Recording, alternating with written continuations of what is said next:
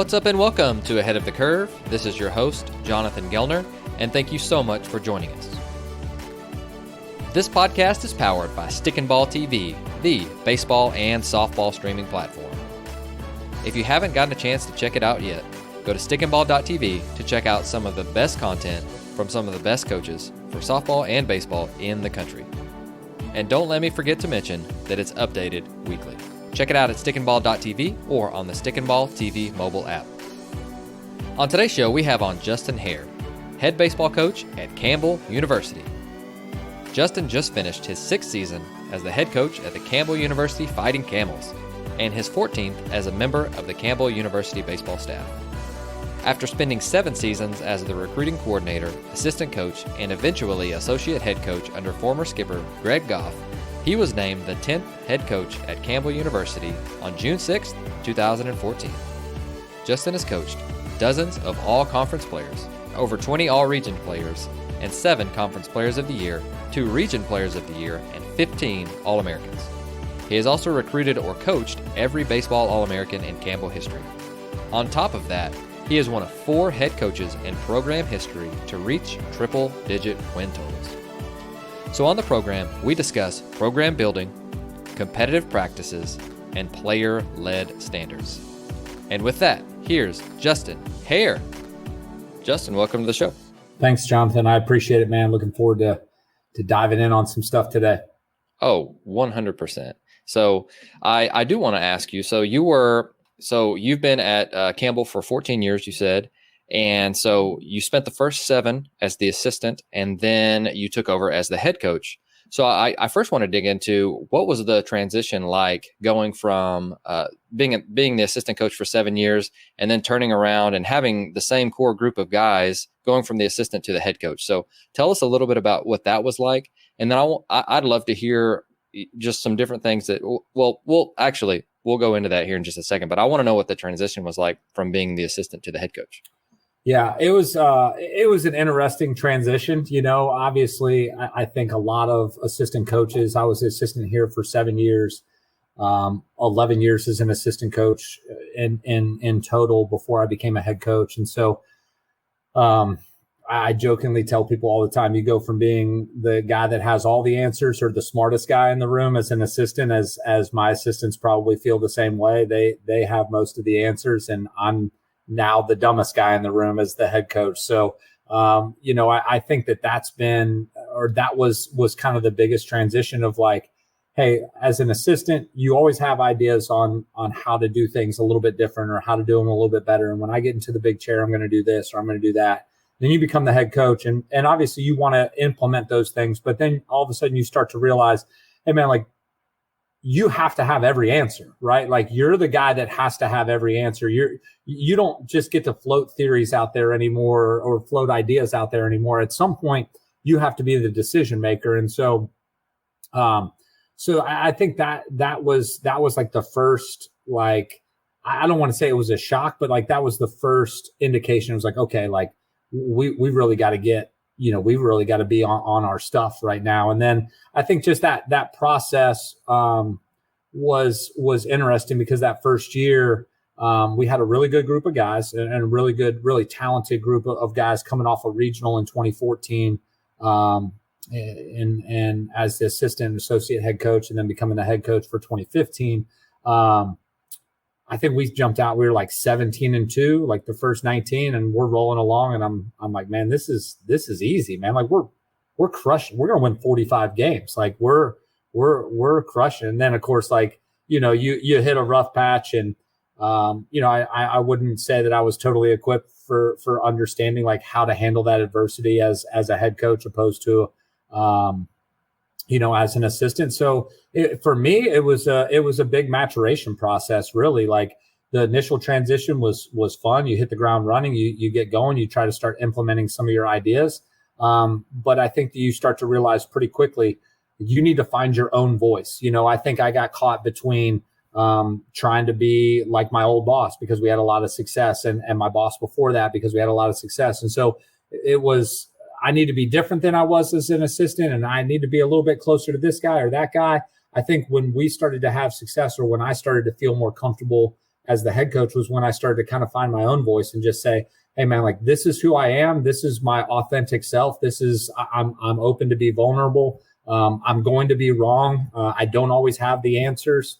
And when the sooner that I got to that comfortability, the better I was as a coach, as a head coach, and the closer version of personality that I got back to as an assistant. But I think that there was definitely a curve there of trying to figure out what that looks like for me, and how that perceives to our players and to our staff and to everybody in general. So if you're a guy transitioning from an assistant to a head coach, 100% my biggest piece of advice is to find your authentic voice as a head coach, and don't be afraid to be exactly who you are every single day. And you don't have to be somebody different because now your title's changed.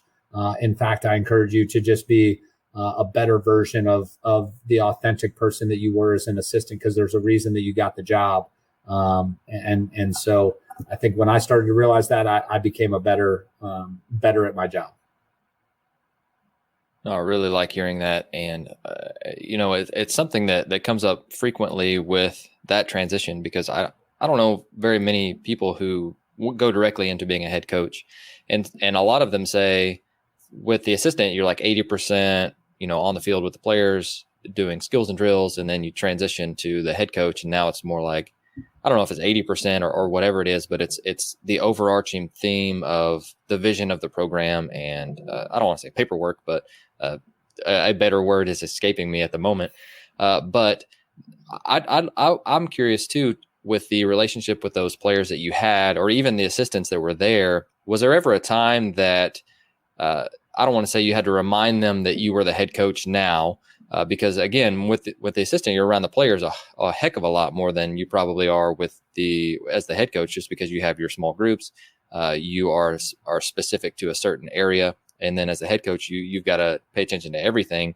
Was there ever a moment that happened? And if there was, how did you deal with that? Or just kind of walk us through that if you had anything like that. Yeah, I mean, there's definitely days like that. And there's definitely been instances like that. Because I was a head coach assistant coach for so long, I do feel like it's really important for our assistant coaches to have a voice and to have input in a lot of decisions and to have ownership of what we're trying to do and what we're trying to build. And so sometimes like it can get, I try to hire passionate guys. I try to hire guys that have vision and some energy about what they're doing. And of course we're all competitive, right? And so there's been plenty of times over the last 7 years that assistants or whatever are going to have ideas and thoughts on, hey, we should do this a little bit different, or maybe we could do this, or maybe we could do that. And sometimes I don't feel like maybe that's the best thing for our program, or not right now, or I don't like the implementation of that, and maybe we need to tweak it a little bit. And so I think some of those competitive juices can get flowing a little bit, and everybody wants to win and everybody wants to do a great job. And at the end of the day, I have to be the one that has to say yay or nay on the things that we're going to go with and the things that we're not going to go with. And so, there's been times that it's been in a meeting room where it's like, hey, I'm the one that's hired and fired on this. And I'm the one that is responsible ultimately for where the direction of this goes. And so I have to make the decisions. You may not always like it, and that's okay. But we need to understand that we need to respect the fact that the head coach is always ultimately responsible for every piece, and to the point that NCAA has even gone on and made rules to say the head coach is basically responsible for everything and can get fired for anything. So, and so there is some challenges there. And again, like that's just something where the more that I'm a head coach, the more that I can either try to head that off a little bit. I can try to project, where some of those challenges may come a little bit further down the line. I think that's part of leadership is to try to see that potential train wreck 10 miles down the road and see where we can divert ourselves to be able to avoid that. And sometimes it's just to say, hey guys, like, I appreciate your input, but I've got to go with what I think's best here. And you got to have those uncomfortable conversations. But I welcome some of those challenges. I welcome some of those uncomfortable conversations because sometimes there's a lot of growth that happens in that. And there's a lot of little tweaks that, hey, man, I might think I have the answer and you might think you have the answer, but really the answer lies somewhere in the middle. And so I think being able to have some of those confrontational talks and challenges back and forth help make both sides better if it's handled head on and it's coming from the right place of the betterment of the program and trying to, get to where we want to go with our vision and our projection of what we think we can become. A really good answer. And again, an all encompassing one. And I love and I want to drive this thought home before we move on is you're taking input from the assistants, whether you may use it, which I'm sure you do use quite a bit of it. You may tweak it and you may not use it, but you're at least giving them a voice, which I think for an assistant coach and you coming from being an assistant coach, it's just when we feel like sometimes we do have all the answers, but sometimes we just want an outlet to be able to express that and learn from it too, because I think that's how we learn for sure. No doubt. And again, like those guys want to become head coaches at some point, just like I did when I was an assistant, and I, you spend a ton of hours, right? Like whatever level you're at, you spend more hours doing this job than a lot of other jobs. We're working 60, 80, 90, 100 hours a week when now we're back into recruiting season and you're gone for 2 weeks at a time. And there's a lot going on and there's a lot of balls in the air. And so I think driving home that our assistants have ownership of this program, just like I do. And that I'm not more important than they are. I'm not more important than our players are. We all have some ownership. We all want to have skin in the game. Again, if you have skin in the game, now all of a sudden the game means a whole lot more to you, right? Like me and you go to Vegas, I give you $20 to put down on red, and you lose that $20, it's not that big of a deal to you, right? But if you put your own $20 down on red and you lose that $20, maybe that is a bigger deal to you. So again, I think having skin in the game makes that game be a lot more important to you. And I want that for our guys. I want them to feel like their career, their jobs, all that stuff is on the line every day. Like we're on a 1-day contract. I'm not on a 5-year contract. I'm on a 1-day contract, right? Like I'm not guaranteed tomorrow in this job, in this life, in anything. So man, I need to put some skin in the game and I need to put it on the line. And when I think that you start to encourage that with your assistant coaches and your players, man, you get a whole lot more ownership and a whole lot more buy-in and a whole lot more love and care for what we're doing on a day-to-day basis. Oh, I love that. Great answer. So let's rewind back to whenever you took over the job. So you jobs open in the summer right before, players. I mean, most jobs. Did you get it in the summer or was it like a winter basis? Okay. Yep. In the summer, basically, we got back 2014. We went to the South Carolina Regional. We got back whatever day, Sunday, I think we got back from Columbia, and Coach Goff had an opportunity at Louisiana Tech. And it all kind of went fast. It was like basically within a week, he got hired at Louisiana Tech. My boss at the time, or our athletic director at the time, Bob Roller, called me and was like, "Hey, let's go to breakfast at Cracker Barrel tomorrow morning."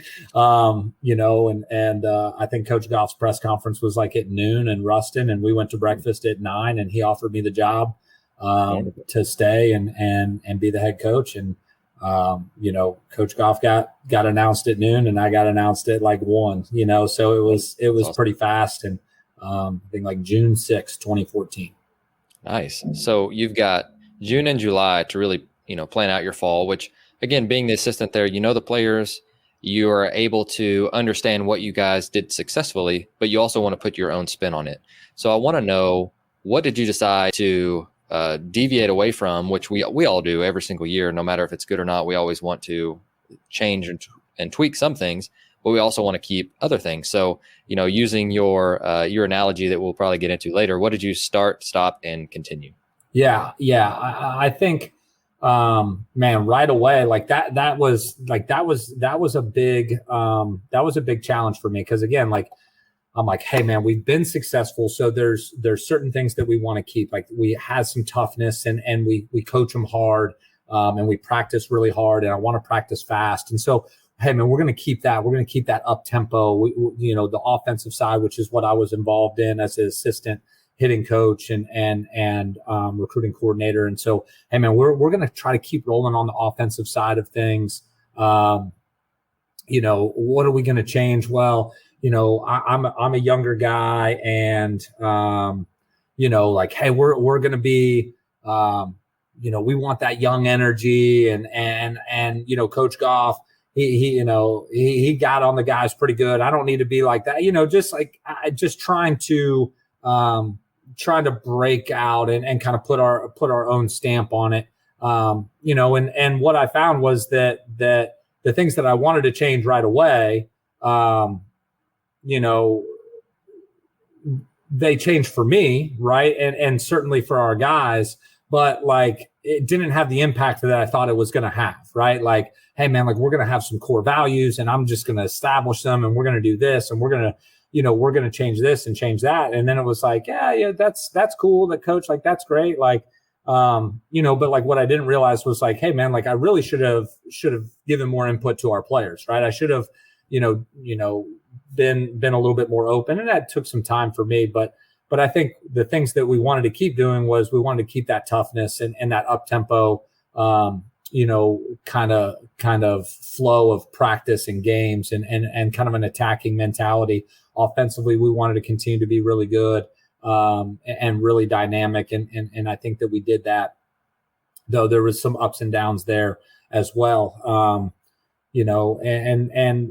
But culturally, like I wanted to really hammer home the family aspect of what we were doing and try to be more genuine, when it came to that and figure out some of that accountability side of things. But,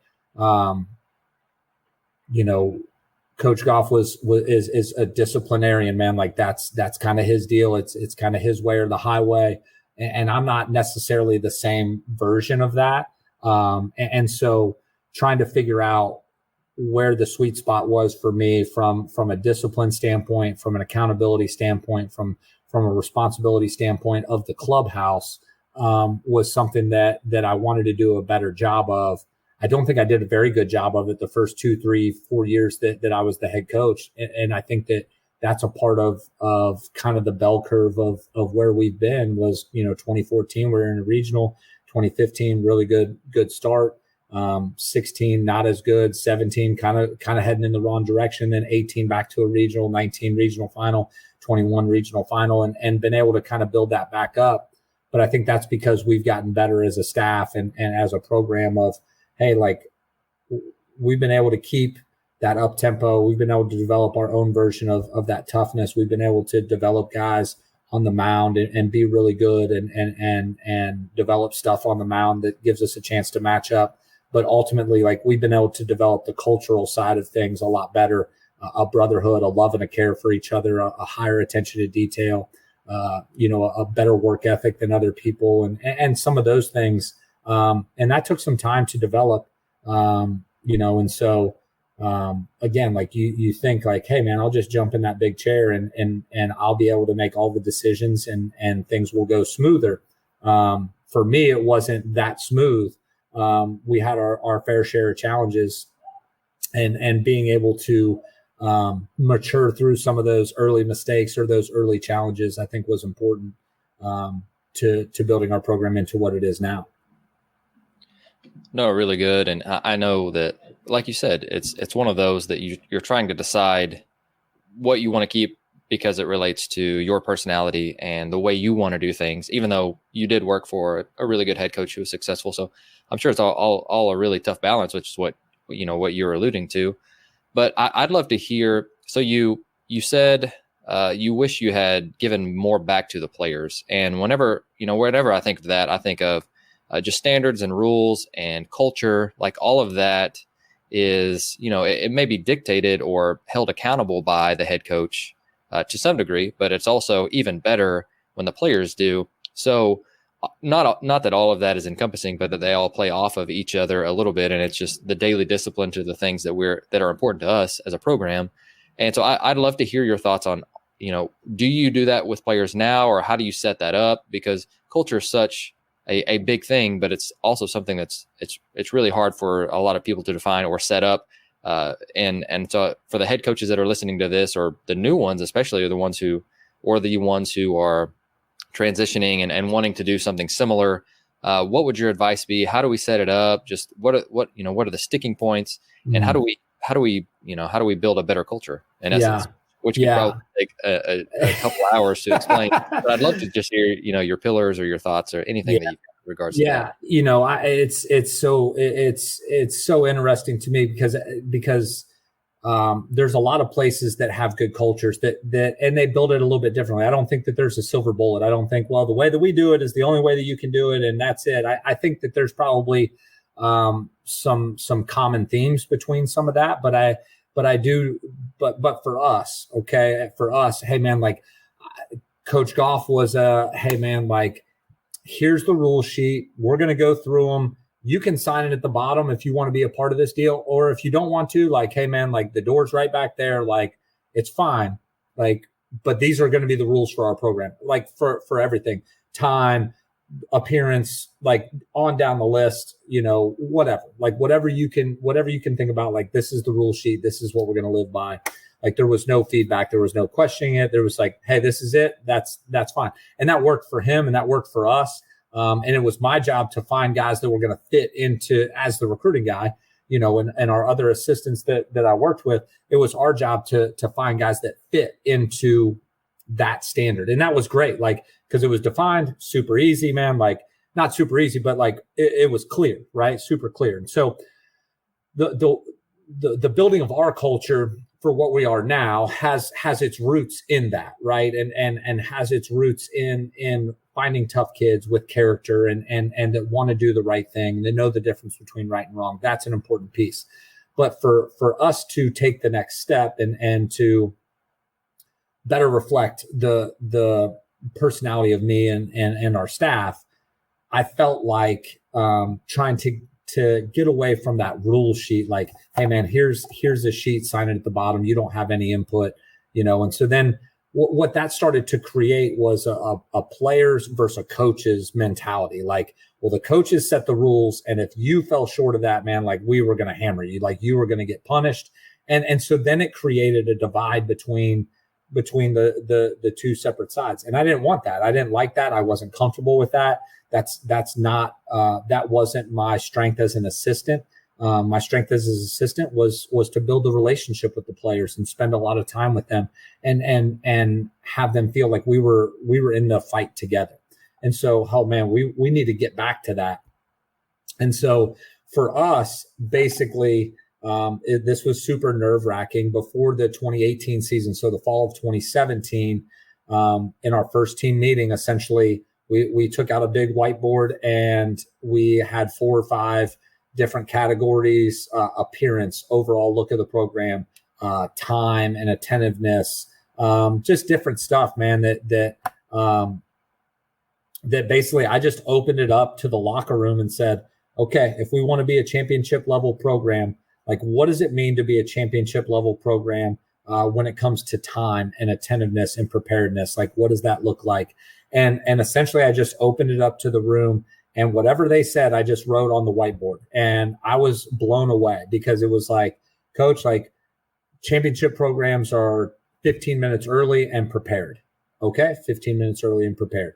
They all wear the same stuff to practice. Whatever they said, like we just wrote it on the board, and I was able to kind of question some things that they said, and if one guy in the back said, hey, I think we should be able to wear earrings. Okay, like, all right, let's write that up here. And then I would maybe open it up to the other group, because maybe he was the only guy that said, hey, like I want to wear my earrings, when, the other 34 guys are like, that's not a professional look, or that's not what we're looking for here. That's just a small example of like, let's just open it up to the room. And so what we did is we went through those 4 or 5 things. We met for an hour and a half or 2 hours. The guys really responded well. And then we sat down as a staff. We boiled it all down. We consolidated where we felt like we could consolidate, put it into a PowerPoint presentation. 2 days later, we went back and had that same conversation with our guys. Hey, are these the things that you think are going to help us get to a championship level? whatever it is, we ticked them off and in the 4 or 5 different areas. Yep, that coach, those are our words exactly. You boiled them down, you consolidated them, but yeah, we're on board with that. Okay, so these are the standards that we're going to live by for 2017, 2018. Like this is it, right? Like this is who we're going to be. These are your words, right? I want you to have some ownership in this deal. It doesn't need to just be me or our staff dictating to you. Essentially, you're dictating to each other what those standards look like. Yeah, coach, that's it. Okay, great. Like in these 5 areas, you guys have had a ton of say so. Boom, boom, boom. This is the standard that we're going to live by. Coaches have to live by this same thing.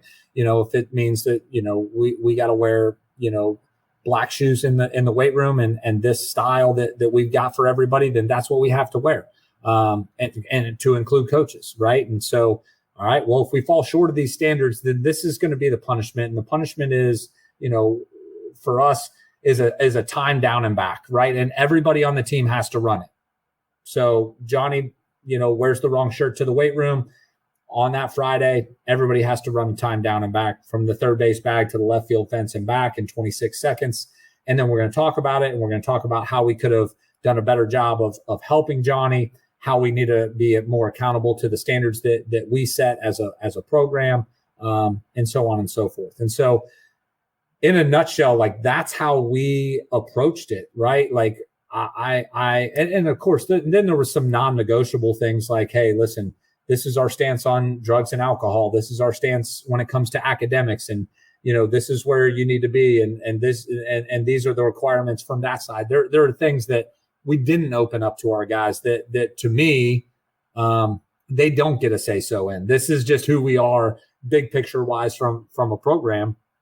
And so, but that's been a good balance for us and being able to open up, that to our guys and being able to, understand that we're all accountable and we all have a role to play. And when we all say, yeah, coach, I'm in on living to that standard, like that means that we're all in on living to that standard. If I'm 2 minutes late to an individual, then guess what? Like on that Friday, if there's 3 screw ups or there's 3 things that we fell short of, as a program, there was a ball left out, there was whatever, like we have 3 down and backs and coach was late to one of the individuals or not prepared when practice started or for a meeting or whatever. Like, guess what? Like they get 1 back. Now it went from 3 to 2 because I have to be accountable too. Right. And they shouldn't be, I'm not going to run it down and back. I don't know, blow out my hamstring or whatever, but they get that down and back, and so there's that opportunity to wipe the slate clean every week, to address some of those things, to encourage some leadership,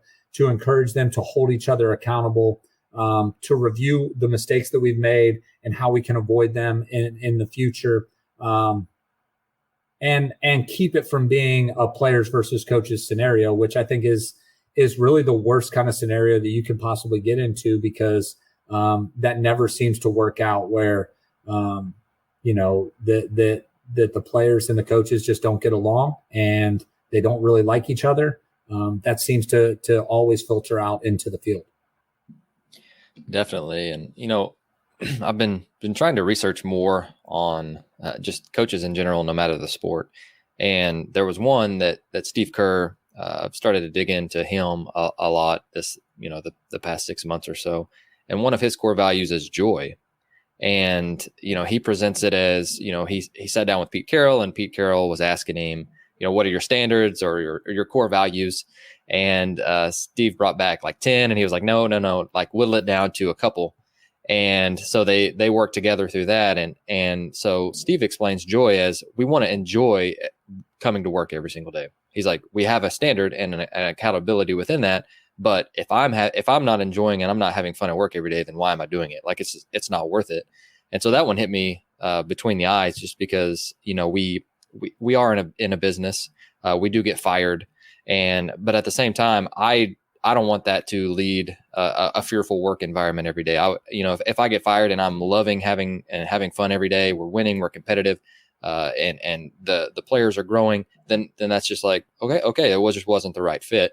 And so I love hearing you work through that, because that's what I hear too. I hear that joyful piece of, we're going to be disciplined and we're going to hold each other accountable, but we're also going to do it as a program together, and we're going to enjoy each other every single day. Yeah, 100%.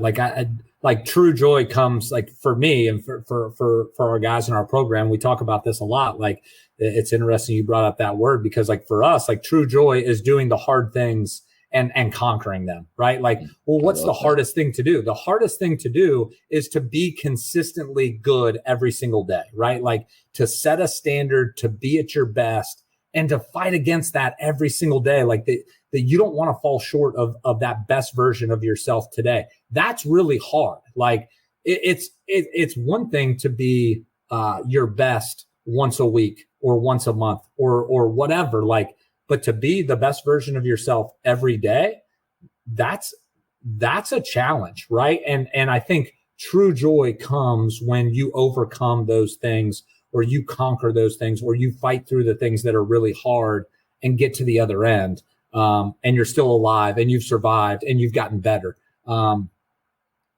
True joy doesn't come in comfortable situations. It comes in uncomfortable situations. And so, and getting through those uncomfortable situations. So I think, like, yeah, man, like, hey, I want to be joyful in what we're doing. That doesn't mean it's always like happy go lucky. It means like, hey, man, we're going to challenge you to be better. And that's hard.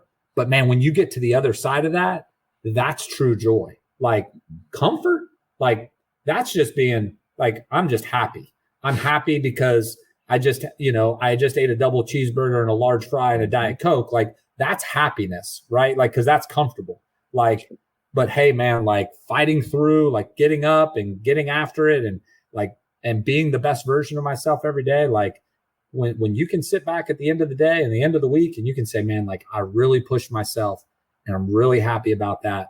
That's true joy to me.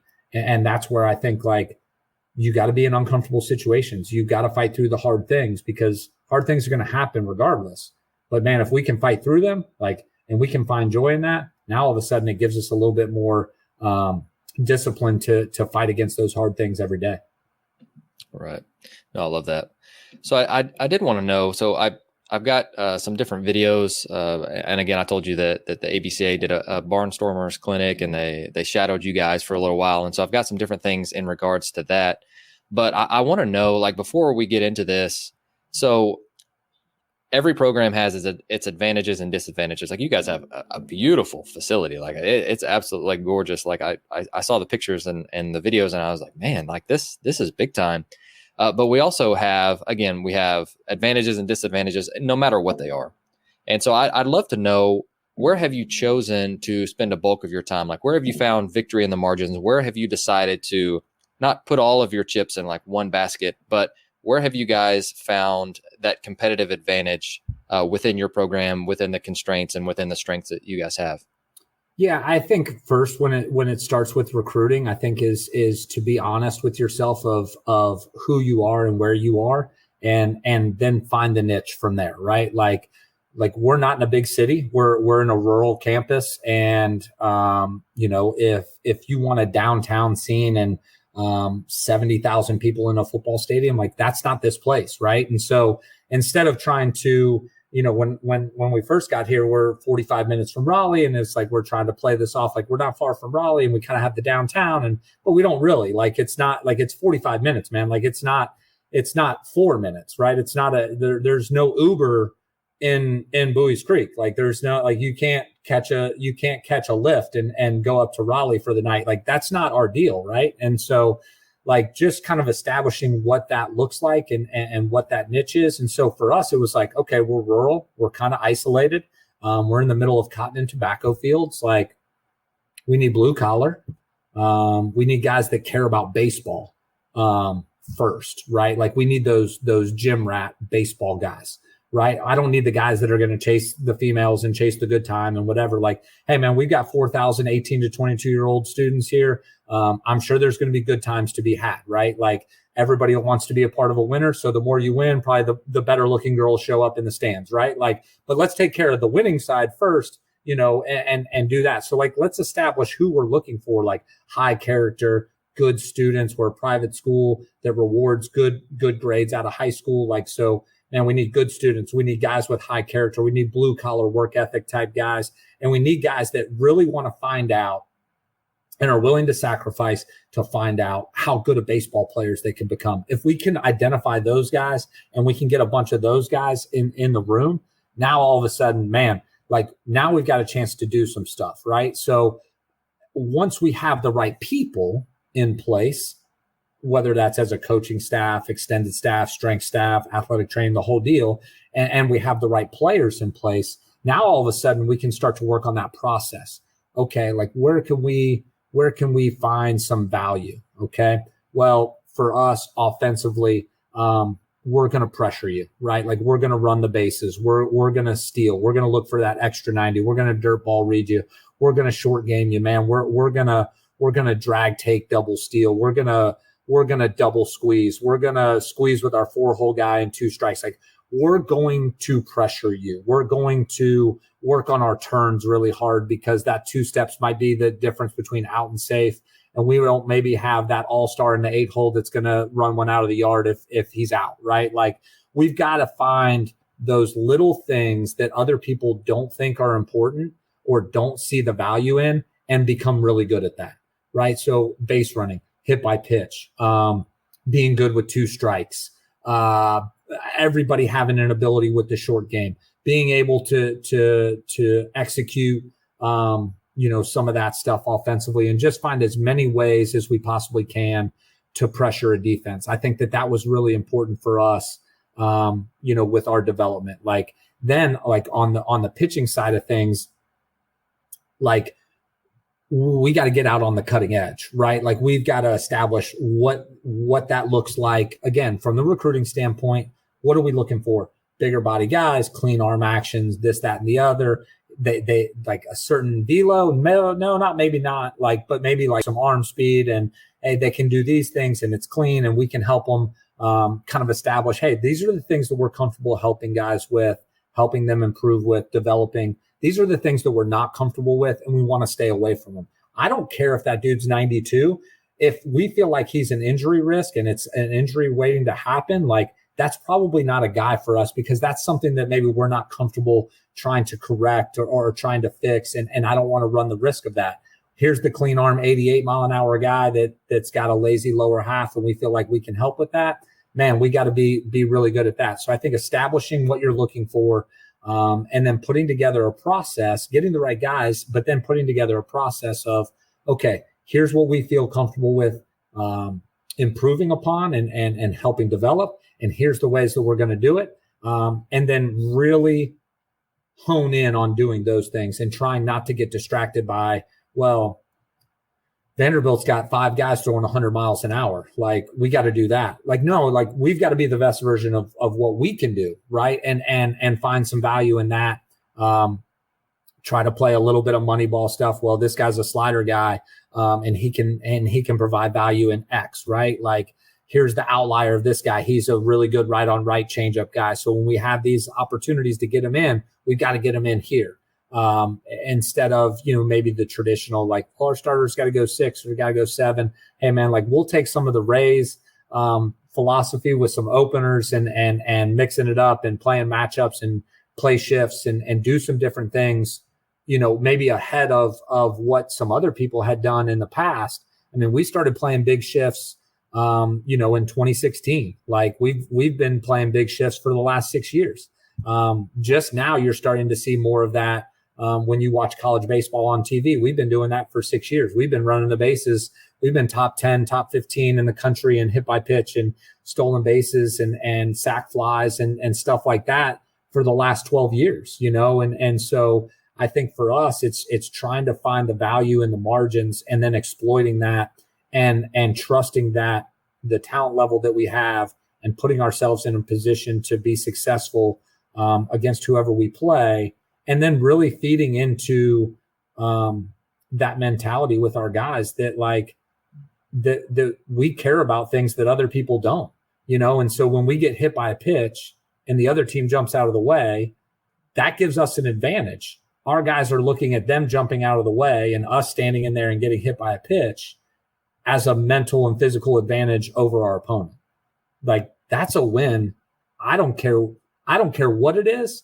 Like it could be hit by pitch. It could be like, hey, coach, did you see that guy's turn around third? It was terrible. Like they obviously don't work on that. Like that's a mental advantage for our guys to watch the big league games or to watch other games and be like, they don't have attention to detail like we do.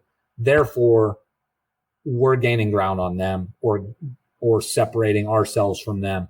And for us, that's been a huge advantage.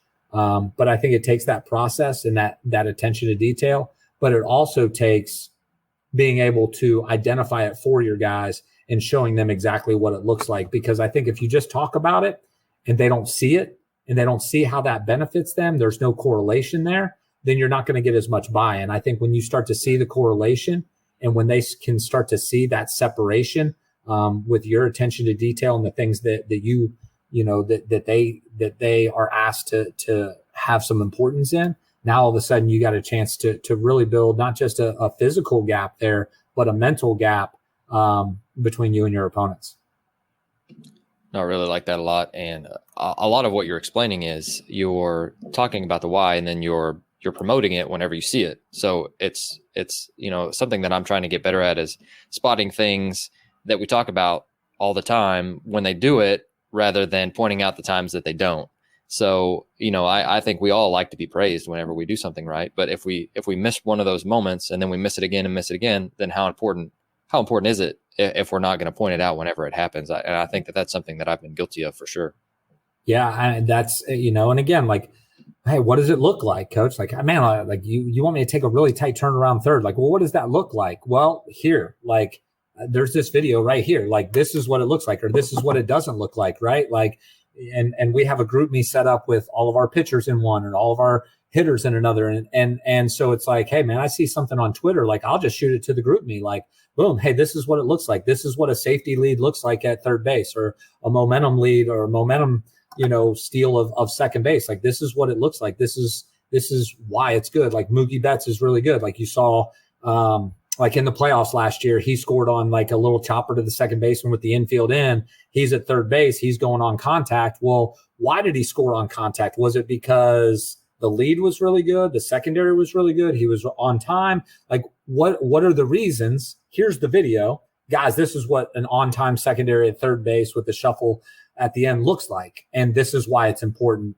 And now it's like, dang, now I understand what you're talking about. Like, it's a lot easier to correlate. And then when your guys do it, like, really celebrating those margins is important. Whether that's, hey, controlling the strike zone, like celebrating takes, right? Like, that's something that, like, the last 4 years, like, that we've put a big emphasis on, is like celebrating takes, like not swinging at that marginal pitch. I don't care if it got called a ball or a strike.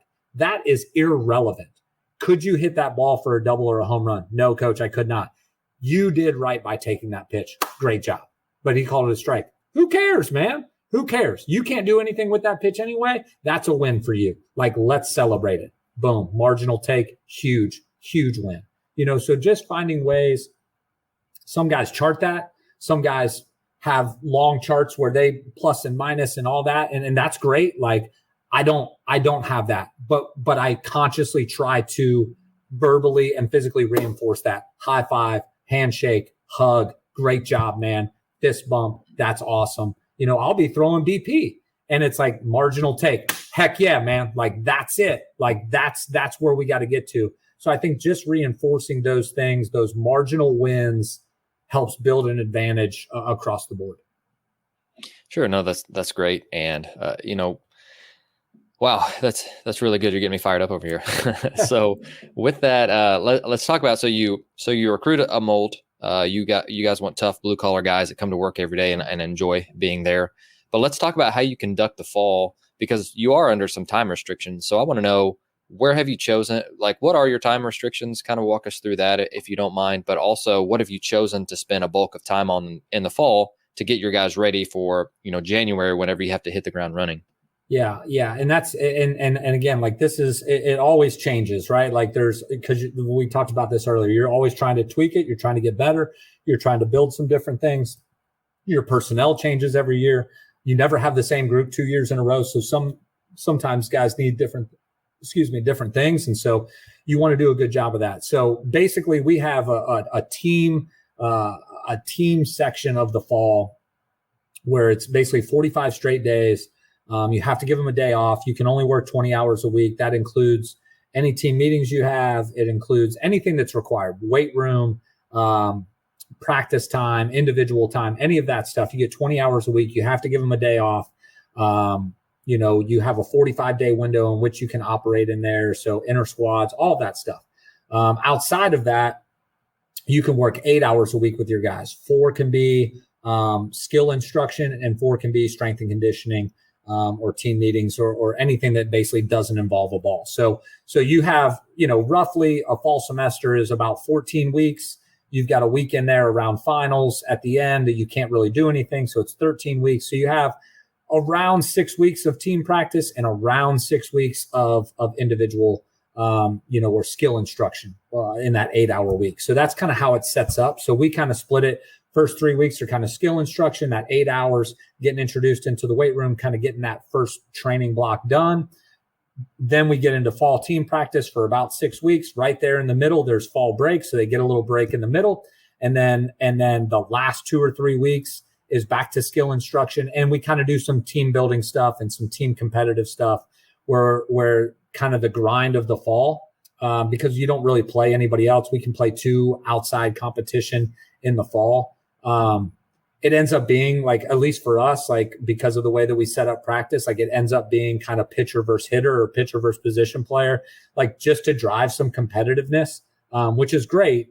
But then at the end of the fall, we don't want our guys hating each other going into the spring when we all kind of gotta unite. So we spend those last 2 or 3 weeks really hammering home on some team stuff, doing some team building stuff and doing some competition stuff where they're all intermingled and stuff like that. So, but where we want to try to spend our bulk time of the fall, number one, first and foremost, the strength and conditioning side is by far the most important part of our fall.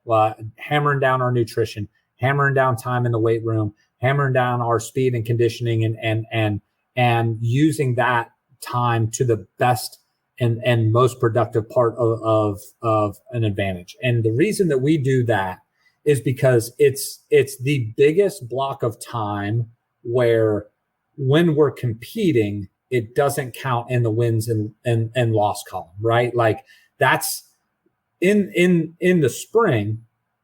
We don't typically have all of our guys here in the summer. We'll have some that are here for summer school and whatever, or just around working out and being on campus. But the fall, having all of our guys here is the biggest block that we have to gain mass, to gain strength, to gain speed, to put our bodies in the best position that they possibly can be to play 60, 65 or more games come springtime. And so if I'm spending the majority of our time or the majority of our concentration on skill development, on practice development, on gameplay, like then I'm taking away something from that strength and conditioning side. So what we do is we sit down and we're fortunate enough that Matt Rodriguez is our strength coach. And he just is with baseball. We are his main priority, his director of sport performance for Campbell baseball. Tremendous asset to us, really good at his job.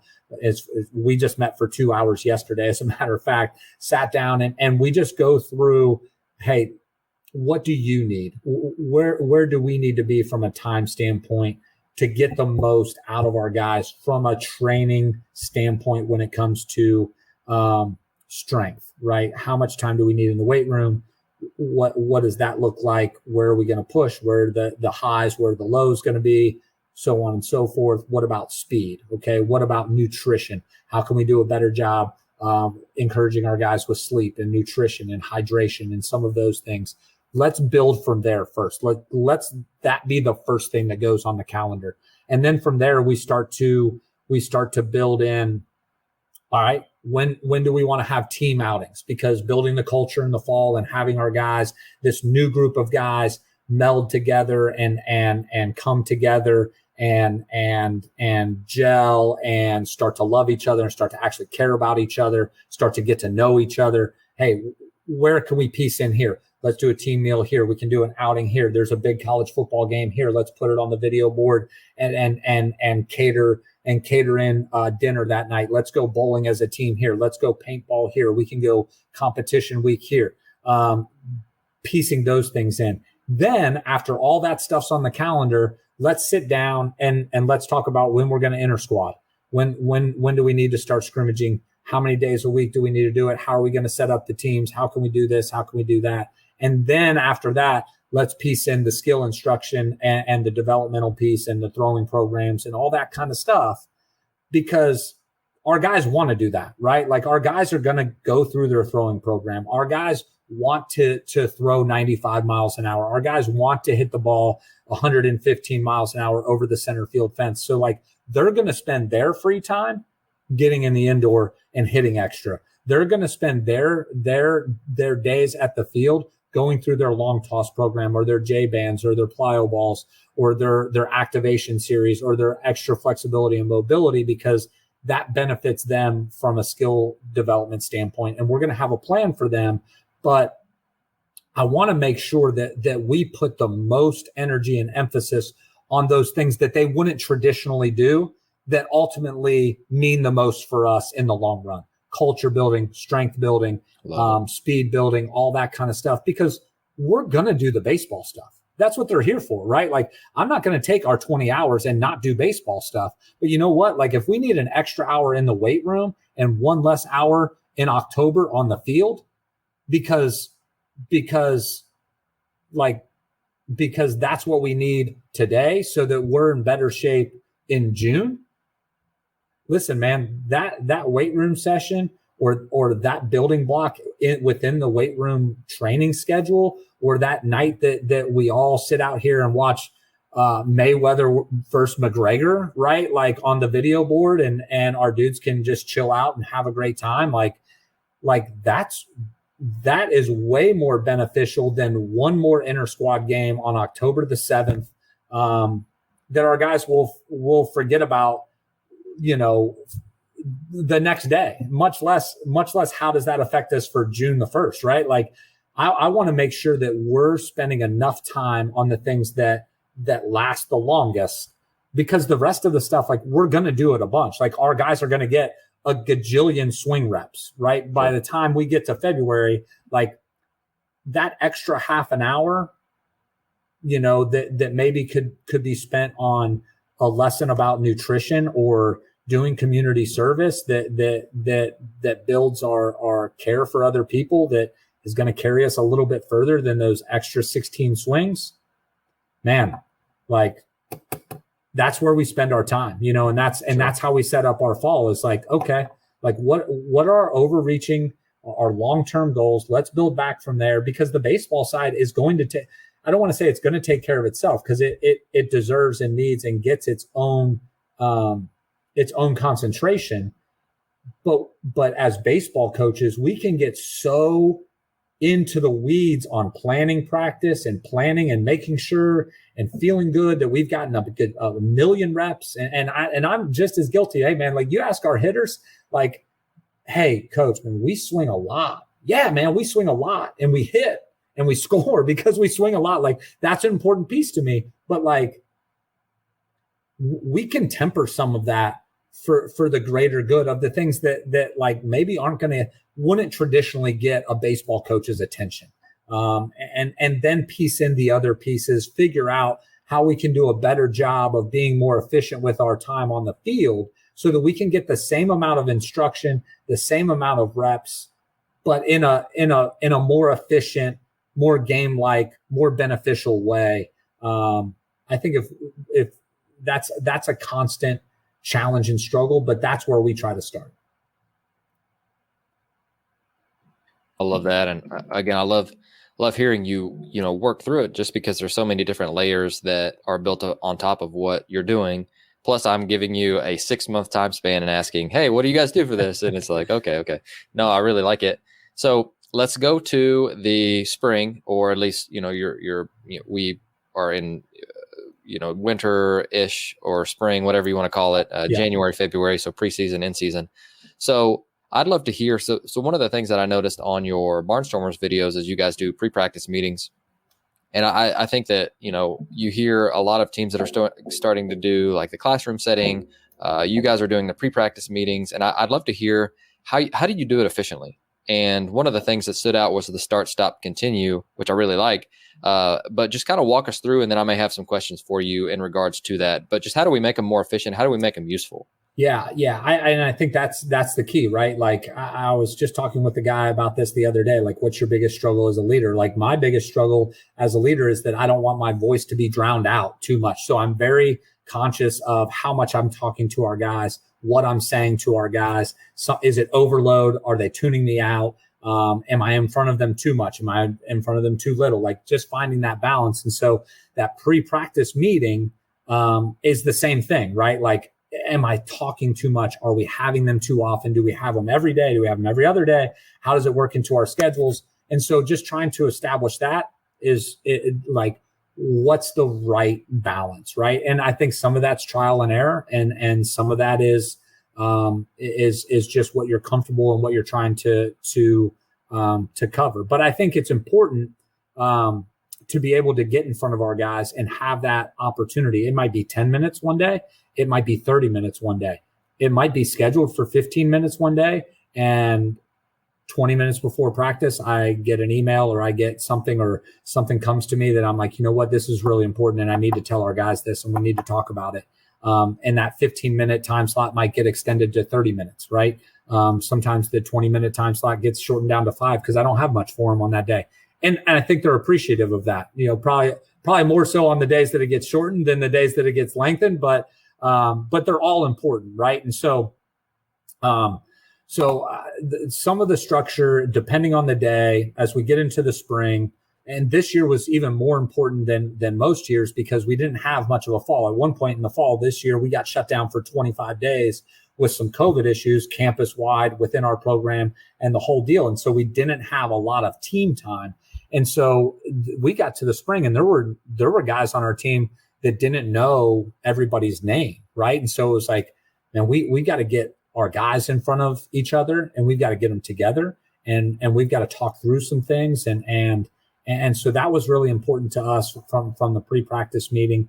But I think for us, like especially early, it was like, hey, whatever we're going to do in team defense today, we're gonna go over on the classroom on the whiteboard. All right, tandem cuts and relays. This is what we got. Boom, boom, boom. Shortstop's here. Second baseman's coming here. Let's go over it here. Let me answer any questions here. Then when we get to practice, instead of, hey, let's try to diagram it in the middle of practice and then hurry up and let's get it done. Hey, we already did that piece. We answered any questions. Like, now let's go put it into play, right? Like, it may be an hour later, 2 hours later, but hey, we just diagrammed it. We answered all the questions. We went through it. And now, hey, we can roll a little bit more efficiently when we get into practice. All right. So what are we doing in team defense today? What are we doing in any team aspect today? Let's go through that. Let's answer questions on the front end. Let's try to be very clear about what that looks like so that when we get to practice, we can be a little bit more efficient. By the time we do it the second time, the fourth time, the eighth time, man, we're just rolling now, right? But if we take some time at the beginning, old Abraham Lincoln, quote, if you give me 6 hours to chop down a tree, I'm going to spend the first 4 hours sharpening the axe, right? Like, I'm not just going to take the dull axe and hack away for 6 hours. Let me do the early work, right? Like, let me do the prep work on the front end, and then I can be way more efficient with my time when it's go time. So trying to take that thought process and put it into our pre-practice meeting. When we start to evaluate our inter-squad scrimmages, our weekend games, our performance on the field, we try to break down exactly where we are in very specific terms: offensively, defensively, pitching, and then overall. What did we do well that we need to continue to do? What did we do poorly that we need to stop doing? What did we not do that if we start doing, we will get better and see better results? All three areas. All right, let's just go through them, man. We'll sit down as a staff in the morning. We'll go through them. That meeting may take an hour, may take 2 hours, depending. Is it a 3-game week? Is it a single game? Is it a single game? Is it inter squad scrimmage? Do we play 6 innings? Do we play 12? Depends, right? Like, but what are we doing that we need to stop doing? What are we doing that we need to continue doing? What are we not doing that if we start doing, we're going to get better? And then what are some external factors that affected us that we need to do a better job of handling? The umpire wasn't very good. Man, we really gave in to the weather today. It was cold. It was damp. Our guys didn't bring the energy. We didn't do a good job as a staff of overcoming some of those things that are way outside of our control. This umpire was really bad zone, and he missed a call here, and I lost my cool, and our guys lost their cool, and bad body language. Let's identify those. Let's talk through them. Let's give those examples, and then let's move forward so that we can get better, right? And so I think just having a really defined process of what that looks like all of a sudden cleans up some of that stuff, and you're not kind of all over the map as much, and then it's consistent, right? Like, so every Monday after a weekend series, or every Tuesday, if Monday's your off day, every Tuesday, this is what it looks like. And so that's what we would do there. And then I stole, hero hardship highlight, hero hardship highlight. I stole that from Jeremy Sheetinger, which I'm sure he stole from somebody else. But like, this year was the first year that we did that, and we did it in the spring, because it was really important that our guys got to know who the heck everybody was. Again, we didn't have the time in the fall that we normally do because of COVID and dealing with some of those protocols. And in our exit meetings, like, our guys were like, "Hey, coach, that was really important to us building a culture and a brotherhood for each other," because we had new guys that we didn't see. Like, there was guys that were in quarantine for 3 weeks, right? Like, they didn't get seen at all, and so no idea who some of those guys were. Some of those guys didn't say a word to anybody except for their roommates all fall, like, because of those challenges. And so we mixed some of that stuff in. And then just anything else that was maybe on our mind that I felt like was beneficial. Talking about attention to detail, talking about leadership levels, talking about work ethic, talking about loving and caring for each other. I mean, those are the 3 things we talk about all the time in our program: attention to detail, elite level work ethic, uncommon love and care for one another. Like, we could spend every pre-practice meeting talking about some version of one of those 3 things, and it would be beneficial for our guys. So I think if we can boil things down and be really, really, be really intentional about that time, it can be super beneficial.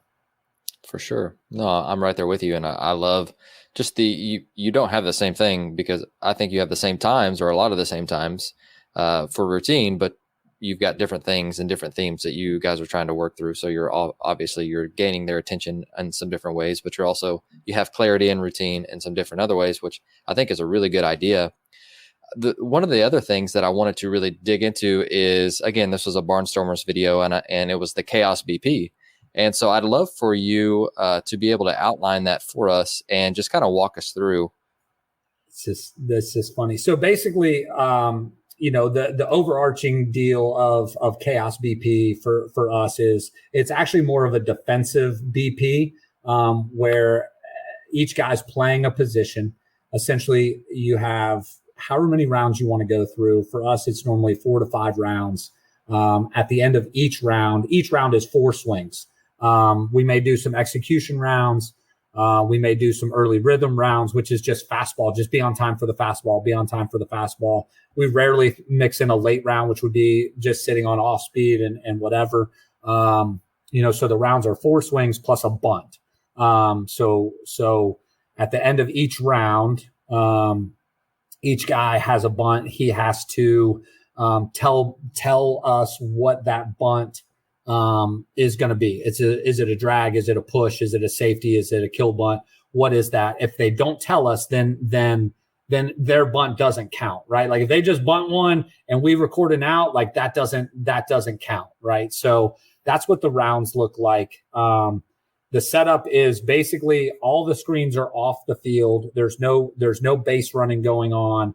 Everything is against the stopwatch. Okay. So we set goals, 25 plays at first base, 25 double plays turned, 25, 20 outfield running back, 20 outfield running in, 15 bunt plays to first, 15 bunt plays to second, 15 bunt plays to third. And basically it's just a constant, as you can see, like guys are running around, we crank up the music. We want the pace to be unrealistic, right? Like, because we want the heart rate up. We want them to have to play through adversity. You're not going to make all the plays. You're going to turn double plays that are 4-4s and the cutoff is 4-2-5. So it doesn't count. You're gonna boot a ground ball. You're gonna overthrow it. But guess what? Like the next one's coming, right? Like, so we're just trying to basically breed into them being uncomfortable, increasing the heart rate, being able to play through mistakes because you don't have time to worry about it because another play is getting ready to come. And if you're mad about that throw that you just missed or just had a bad deal, like then gosh dang, man, like you'd probably just miss 2 more balls because it's up tempo. On the flip side, offensively, if you're going to be super selfish and just try to hit balls in the gap all day, like you're probably going to fall short of your goals, right? So now we have to control the barrel a little bit. Now we have to be a little bit more unselfish. Hey, I'm trying to hit ground balls to the shortstop. Like I'm literally trying to manipulate my swing to achieve the goal that the team has set, right? Like, So is it the most productive day offensively? No. Like in terms of like getting our best swing off, like, but in terms of like being unselfish and being able to control the barrel and being able to change kind of your own mindset, like for the betterment of the team. Yeah, man, it's super beneficial. Right. And so essentially like we set it up, we got the L screen, got the platform. We have one square screen on the side about halfway down between third and home. We've got the turtle. And then we've got the 2 shag screens in foul territory against the warning track, down the lines, probably, 50 feet past each bag. Okay. And that's the shag screens. And so those are the only screens that are on the field. The square screen that's down the third baseline is in foul territory. And the pitchers that are getting ready to run onto the field to play defense, they are standing behind that. And so one of the things is that if there's a ball off the L screen, the pitcher that's on the mound has a ball in his glove or in his hand, and ball off the L screen is an automatic double play turn to the middle. Okay. So boom, I'm throwing Jonathan to you. Boom, ball off the L screen. Timmy's on the mound. He's got a ball in his glove. Bam. He turns the double play in the middle. Once we get all of our double play turns, say we have 30 double play turns for the day, as one of our goals. Once we get past that, the pitchers are still involved. And now they go like their best move to first base, their best pick move to first base. So same thing, ball off the L screen, best move to first base. Boom. Like, so that's their responsibility. And then they have bunts, right? So every round ends with a bunt. They have to hop off, field their position, and then they're off. Once that happens, the next guy's running on, and that's why we've got that square screen on the side. So they're not in danger of getting hit by anything, but they're ready to go and get on. Now we rotate, we break the pitchers into however many BP groups we have. We have 4 groups.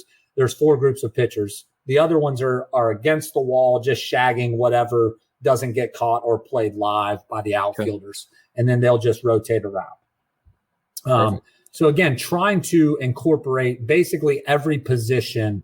The only position that we don't incorporate during this is the catcher. I was a catcher, man, not a big believer in catchers catching BP. And so I don't want them back there for an hour and 15 minutes, which is basically what it takes us to run through the whole thing. It takes some time. But they'll go play first base. They'll go play some outfield. They'll try to collect some points and stuff that way. Now, the outfielders, obviously, there's only so many balls, right? Like play deep and run in, play in and run back. We also do outfield long hops. So basically, get a ground ball to the center fielder, Like he comes up and he long hops one of the shag buckets that's in foul territory on the side. Shag guy catches it, puts it in the bucket. He relays into the scorekeeper, long hop, yes. Like boom, because that's one of our goals. 20 outfield long hops to the bucket. Like they short hop it, overthrow it, roll it, doesn't count. Like it has to be a legit long hop. They've got to hit the bucket guy. Bucket guy has to communicate that in and go from there. I challenge our coaches to try to bring as much energy as possible. One or two guys has got stopwatch. One's keeping the score sheet. So it gets pretty intense but we try to incorporate that, for get more live reps on defense, put guys in an uncomfortable situation, get them to play through adversity, get them to think on their feet, and try to recreate a heart rate that might be similar to playing in front of 15,000 people in Starkville, Mississippi, trying to turn a double play to finish a ball game. Sure. So I had a couple of questions after watching the video. A couple of things to point out too. I really like you guys had the pitchers. I don't know what you'd call it, like the tap screens, the athletic pitcher screens behind as the catcher. And I think that's a really good thing. One for the BP thrower, but also to strike zone awareness. I don't know if that was part of it. That's the whole, that was our whole, I had an assistant coach here named Jake Wells. He's now at Louisiana Lafayette, and he brought Chaos BP to us. He's like, hey, coach, we did this thing when I was the volunteer at Mississippi State with Coach Cohen, and, we call it Chaos BP, and we do this. I'm like, man, I don't know what the heck you're talking about, but it sounds cool. And if you want to do it, like, let's do it, show it to me. Like, and now we love it. Right. So like, he's the one that brought that. Like, as we started to get into that zone recognition, that was also a thing like that he was big on. And he would put a bucket on a chair behind home plate. Like, So like, as you're throwing BP, like if it hits the bucket, it's probably a strike. If it misses the bucket, probably not. Just a normal ball bucket, not one of the big ones, just a normal ball bucket. And of course we started blowing up, like breaking a bunch of buckets. Sure. So I was like, man, like let's find a screen that makes sense for that. And so we did that. And so it's been really good for that as well, from a zone recognition standpoint.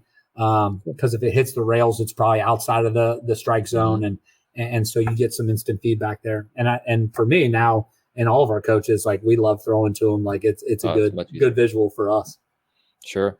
Second thing is like balls. So I noticed like there was a ball hit to left field, fly ball hit to left field, and then the shortstop immediately, like I think in the same sequence, was fielding a ground ball. Do you guys count, or do you guys hit? How do you decide when to hit fungo to infielders and all of that? Because there's just so much going on, and I'm like, oh my gosh, what's going on? No fungo.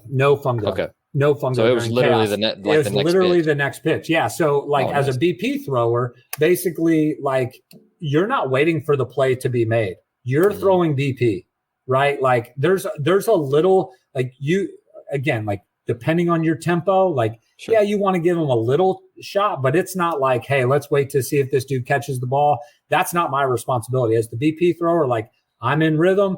It's a normal BP rhythm. Those guys, the defenders, are the ones that have to have their head up and keep moving and keep playing. It's exhausting for them, right? Like you can't do it every day. I wouldn't recommend doing it every day. I wouldn't recommend doing it more than one time a week. We do it maybe once every 2 weeks because it's exhausting. It's a lot of throws. It's a lot on their arms. It's a lot on their bodies. But like, hey, boom, fly ball to left. We've got coaches that are watching the balls. Boom, ground ball to short. Like you might have two in a row. Outfield, yes. Infield 4-3-5, no. Like boom, just like that, right? Like didn't complete the play in 4-2 or better or 4-2-5 or better, and doesn't count, right? So, really so just keeping that tempo going, I think, is an important piece. Sure. And like we were talking about just a little while ago, don't be afraid to try it. Like coaches, don't be afraid to try it because it may take 2 hours the first time, but you can start to get better at it. And the only way to get better at live reps is live reps. That's right. Another thing that I noticed, and again, I'm going to link these Barnstormer videos. They are a property of the ABCA, who does a fantastic job. And I want to make sure that they get credit for the videos because it wasn't me. Right. I'm a member and I also noticed. But I'll link that below in case anyone wants to go see it. But another thing that you guys do, which I thought was really interesting, is your execution rounds. You have the guys verbally say what they're going to do before they hit. Now, I don't know if you do this every time, but there's just the psychology of like them verbally saying it is peer pressure, and them verbally saying it is also ownership. Like, I'm taking ownership of what I'm about to do. Like, is that the thought process behind what you guys are doing? How often do you do that?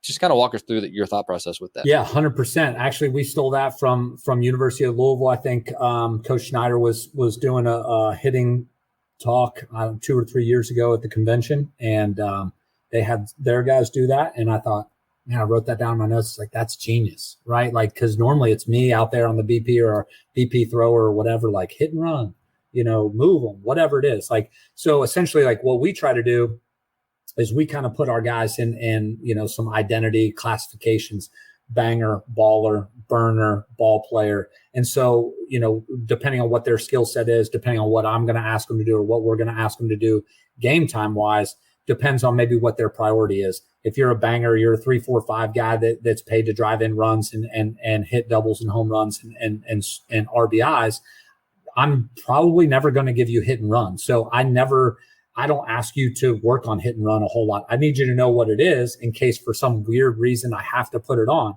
But we would ask you to work on that very little, or if at all.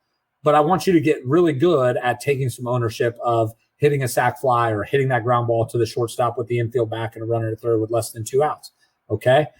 Well, how to, number one, identifying that, giving them those things. This is what your responsibility is. This is my expectation for you. You need to get good at this. For you to be in the lineup every day and help our team, you have to get good at this. Okay. So that's number one. Identify for them what's important to you for them to be in the lineup. They may think something's important to them, but they never get asked to do it. So why would they, you don't want them to work on things that you don't feel like is going to help the team, right? So identify that for them. But then number two, the thought process is exactly what you said it was.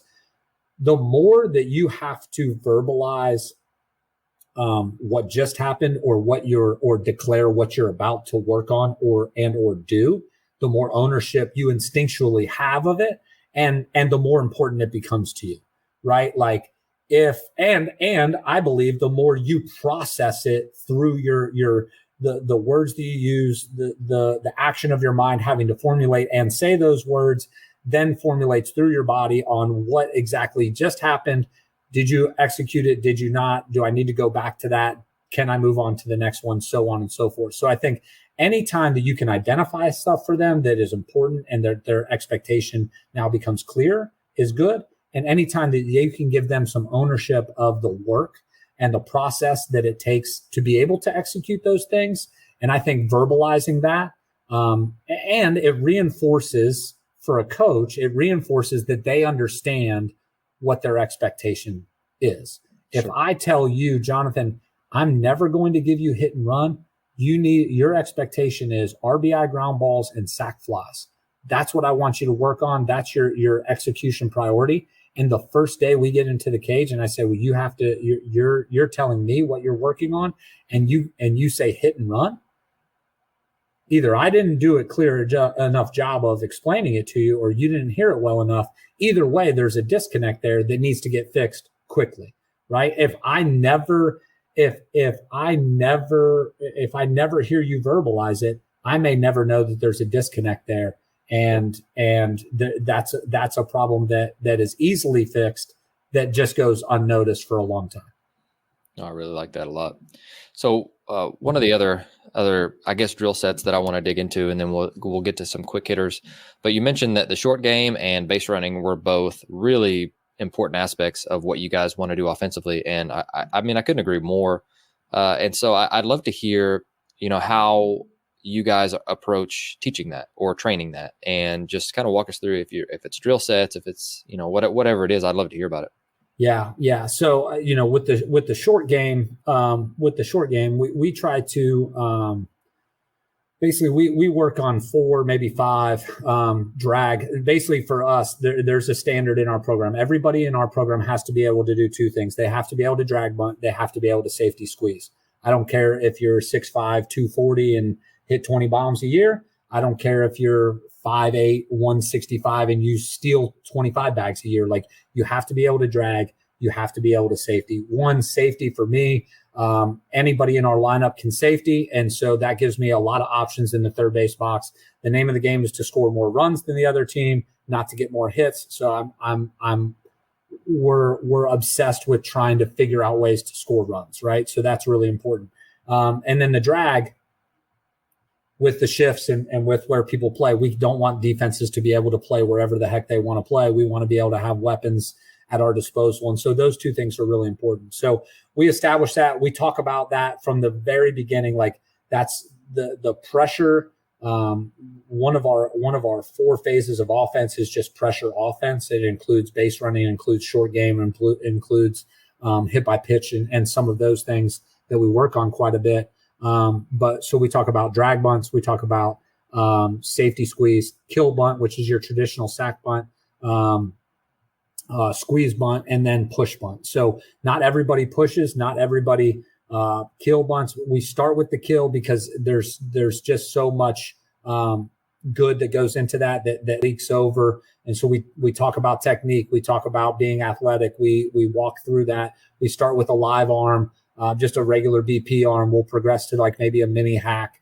We paint out a diagram on our back practice infield, which is just grass, just a grass practice infield. So, hey, this is where we want kill bunts to be. This is where we want drags to be. This is the drag lane. This is the push lane. This is the 45 lane. This is, and so we go through each one of them.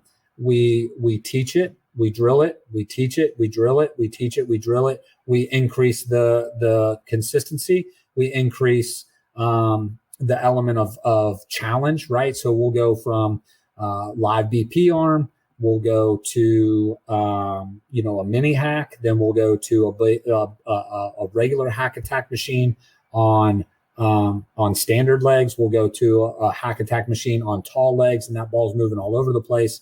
We'll progress to breaking balls, sliders, left-handed, right-handed, so on and so forth. So just like with the execution side of things, we try to identify for each one of our guys if there is an extra bunt that they need to be able to master besides drag and safety. Maybe you're really good at the push. And so when we get to our ID bunts, right, like you're going to work on push and you're going to work on drag.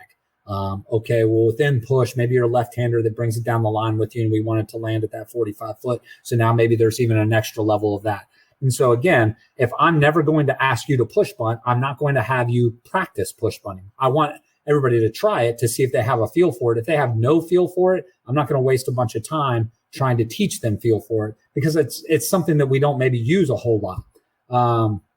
So again, just trying to be very clear with them about their expectations. Sure. and what they need to be able to execute is really, really important. And so just like with the execution rounds, right, where we've got hit and run, move them, RBI ground ball, sack fly, we've got drag, push, safety, squeeze, and kill bunt. So like we've got priorities for each one of those. We try to keep it at 2. Some guys might have 3 if they've got an advanced feel for things. And then we just drill it and talk about it, and we put it in. We do some version of it almost every single day, if not every other day. There's some version of that. Then we start to piece in base running with it, and we base run every single day. A great resource is Matt Tallarico, stealbases.com. He's tremendous. He's with the Yankees now, was in the college game at University of Dayton and Wright State for a long time. He has been a tremendous resource for me. Matt Reiser's talk at the ABCA convention 4 or 5 years ago, head coach at Southeastern Louisiana, just tremendous resources, old school, new school leads, vault jumps, dirt ball reads, all that kind of stuff. And turns around the bases. We work on that stuff. Oh man, every day, every day we hammer down the base running side, returns, sliding back into the bag, stuff like that, again, little things that people don't pay a lot of attention to. We try to master, because again, like if your return to first base is really good and really efficient, then you have confidence that you're not going to get picked off. When you have confidence that you can't get picked off, you have more confidence that you're going to be safe. When you have more confidence that you're going to be safe, you typically get a better jump, right? Like it all builds on itself. And so we spend a lot of time on putting a lot of that stuff in. Oh, really good. Well, I've got a couple quick hitters before you go. Sure. The first one is, what is something that you've learned lately that you're really excited about, you want to learn more about? Self-awareness. Self-awareness. I think I read an article in Forbes about the guy. I don't remember his name. He was the head football coach at Coastal Carolina not too long ago. He's now like the president of football operations there, but he was also the CEO of TD Ameritrade,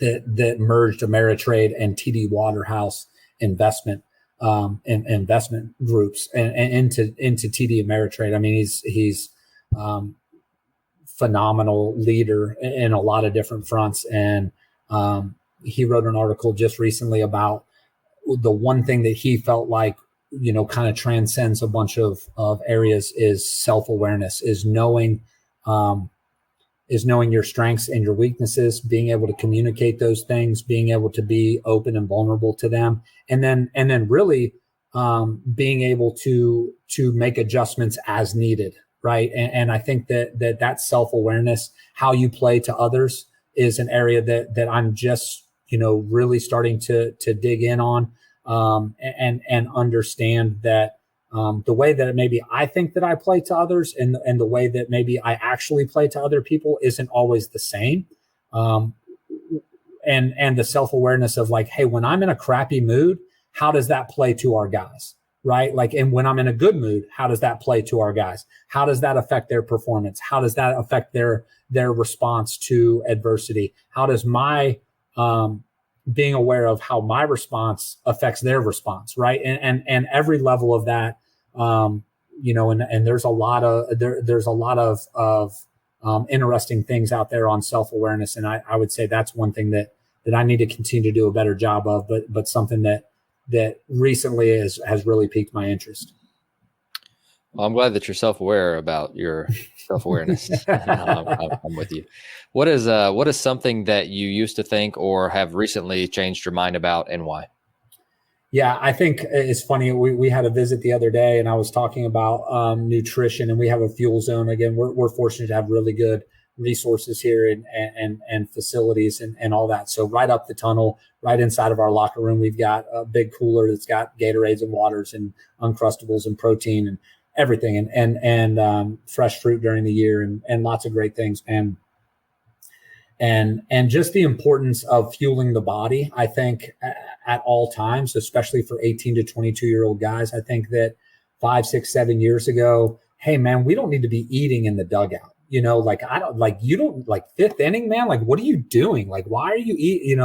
I think I would react like with that quote unquote super old school, like, that's soft, man. Like, you don't need to be eating in the dugout. Like, and now I'm like, hey man, like, you're a late inning guy. Like, it's the fifth inning. Like, go get a protein bar, go get a shake, get down to the bullpen, make sure that you're fueled and ready to go, man, to try to, because like just understanding like what fuel for the body does for your players and like what like being hungry does like adversely to myself and to our players and some of that stuff. Like, hey man, like, I'm not above like changing and figuring out like how to perform better.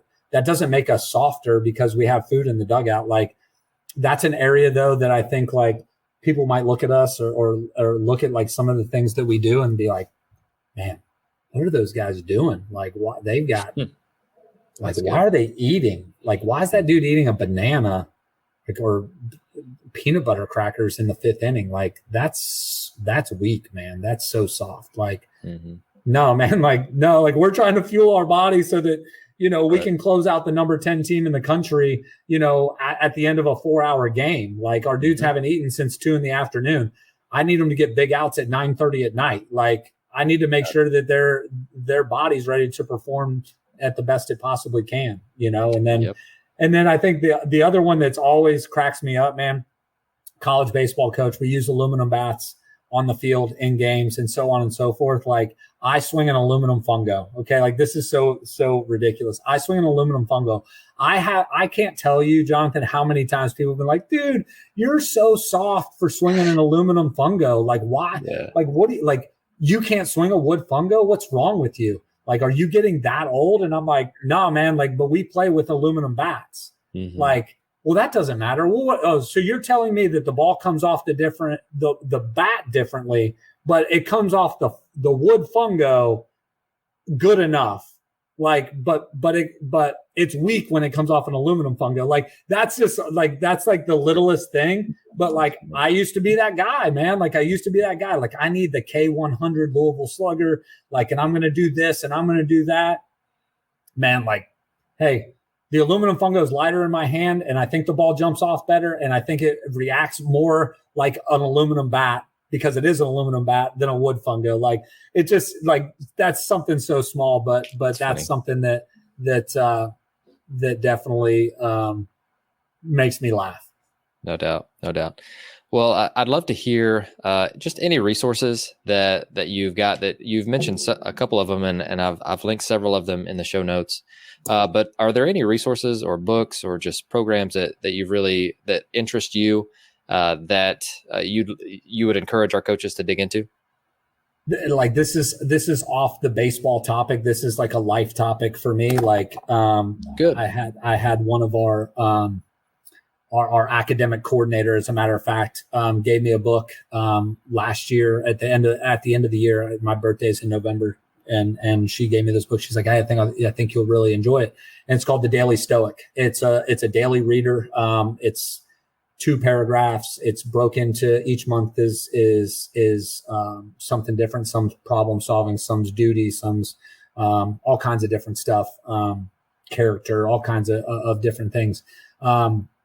There's been more than 10, 15 times that during the season, thinking about things that we need to relay to our players, or how can I handle myself better? How can I be a better person? How can I be a better leader? How can I think through issues a little bit more, that I've used examples from that book, from that daily reader in our pre-practice meeting. Hey, I was reading about this morning, and what it takes, what's courage look like? What about when we face adversity and things seem unfair? Like, there's just different little anecdotes in there that resonate with me that have been super helpful, translating to our guys and allow us to maybe take a 10,000, 30,000 foot view of what's going on, opposed to being so minute in like, man, we're on a losing streak right here. Like, and this stinks. Like, well, we need to throw better. We need to play catch better. Like, hey, man, sometimes we just need to take a deep breath, step back, and say,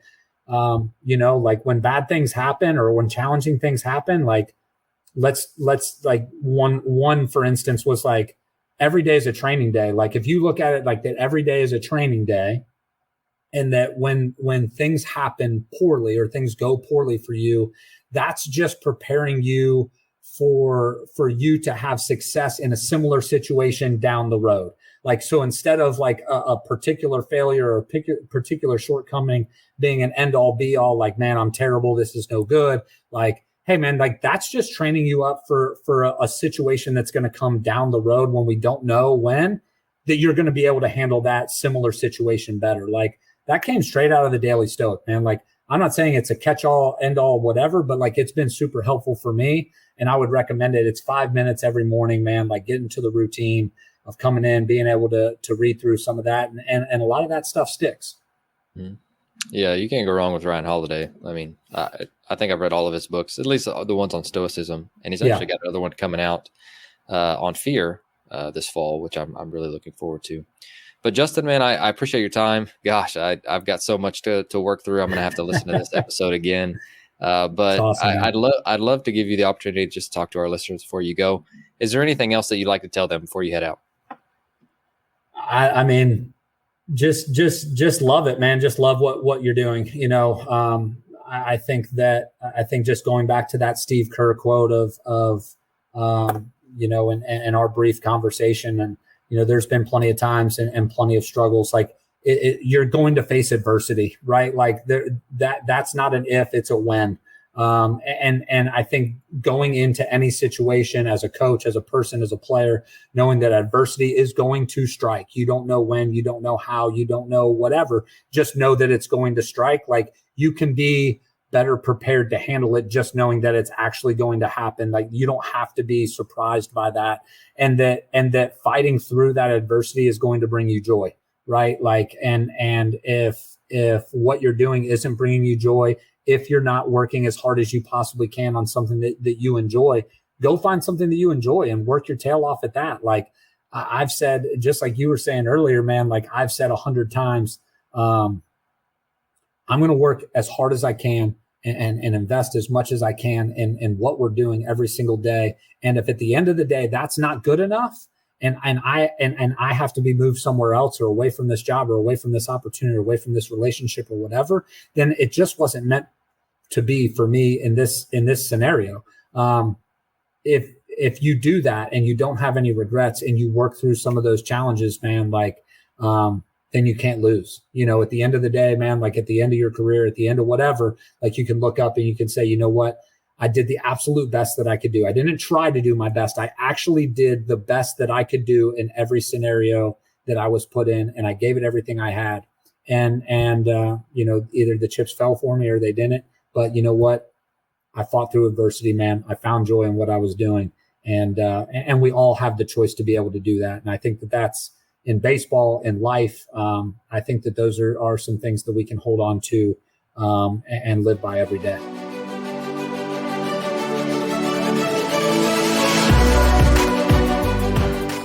Thank you for listening to Ahead of the Curve. You can subscribe on your favorite podcast platform, which could include Apple Podcasts, Google, Spotify, Stitcher, or YouTube. And if you're enjoying the podcast, please share it on social media to help get the word out. Once again, thank you for joining us.